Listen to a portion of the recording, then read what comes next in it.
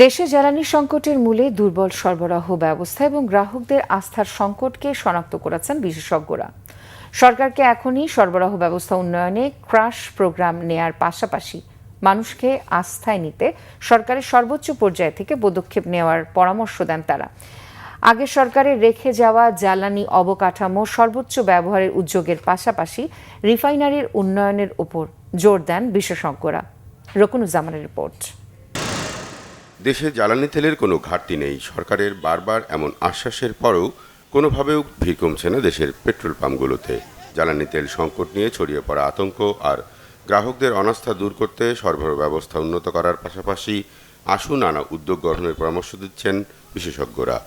যতক্ষণ না যারা কিনছে তাদেরকে যদি বোঝানো না যায়, যে কনভিন্স না করা যায় যে আপনাদের চিন্তিত হওয়ার কোনো কারণ নেই, আপনারা পাবেন, আপনারা নর্মালি কেনেন। প্রথমে একটা রেশনিং করে ফেলছে যে এর বেশি আপনি তেল নিতে পারবেন না।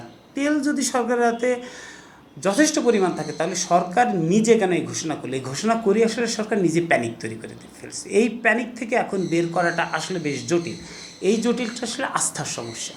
আমার মনে হয় সরকার প্রধান যিনি আছেন, একদমই প্রধানমন্ত্রী তারেক রহমান, ওই লেভেল থেকে আসলে এই আস্থার সংকটটা দূর করতে হবে। জ্বালানি তেলে সরবরাহ ও মজুদ বৃদ্ধিতে বিভিন্ন স্বল্পমেয়াদী পাশাপাশি মধ্যমেয়াদী পরামর্শও দেন বিশেষজ্ঞরা। সেক্ষেত্রে অন্তর্বর্তী সরকারের মতো রাজনৈতিক বিবেচনায় পূর্বের সরকারের আমলে হয়েছে বলে এসপিএম সহ বিভিন্ন জ্বালানি তেল সম্পর্কিত স্থাপনা ফেলে রাখার নীতি থেকে বেরিয়ে আসার কথাও বলেন তারা। 68 সাল থেকে আমাদের তেল refining capacity 15 lakh ton, eastern refinery যেটা। এরপরে সেটা এত দীর্ঘকাল সার্ভিস দেবার পরে তার সক্ষমতা কিছুটা কমে আসছে, 1,10,000 টন কম হয় সেখানে। কিন্তু এটা আশা করা হয়েছিল যে এর সক্ষমতা 3 থেকে 4 গুণ বাড়ানো হবে। গত 16 বছরে যে একটা সরকার ছিল, আওয়ামী লীগ সরকার ছিল, তার সময় তারা জ্বালানি নিরাপত্তার জন্য কিছু কাজ করে গেছে।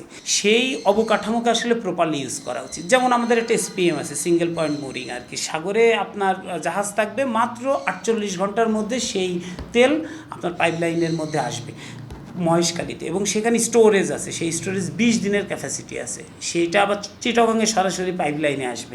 এই ইনফ্রাস্ট্রাকচারটা কিন্তু 2023 সালে উদ্বোধন হয়েছে, কিন্তু সেটার কিন্তু কমার্শিয়ালি আর চালু করে নাই অন্তত ইন্টারিম সরকার। এই সরকারের দ্রুত এইটা আসলে চালু করা উচিত।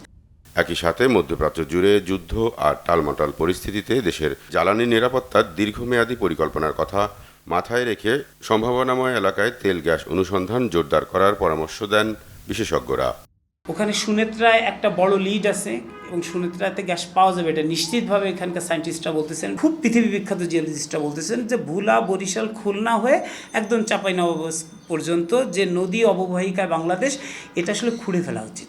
বাপেক্স যদি কোনো একটা অনুসন্ধান কূপে ফেইল হয় তখন আমরা পুরো দেশবাসী ঝাঁপায় পড়ি যে এখানে ফেল করলো, 70 কোটি টাকা জলে গেল। ওয়ারেজ একটা বিদেশি কোম্পানিকে দিয়ে সেম কাজ যদি একই কাজ আমরা করাই, তখন এমনও দেখেছি যে 200-220 কোটি টাকা গ্যাসপ্রমকে দিয়ে করানো হয়েছে। তবে সংশ্লিষ্টদের পরামর্শ, যথেষ্ট মজুদের পরেও পেট্রোল অকটেন নিয়ে মানুষের মধ্যে সরকারের বারবার আশ্বস্তের বিপরীতে যে অনাস্থা, তা প্রথমেই দূর করতে হবে। রকুনুজ্জামান, বাংলা ভিশন, ঢাকা।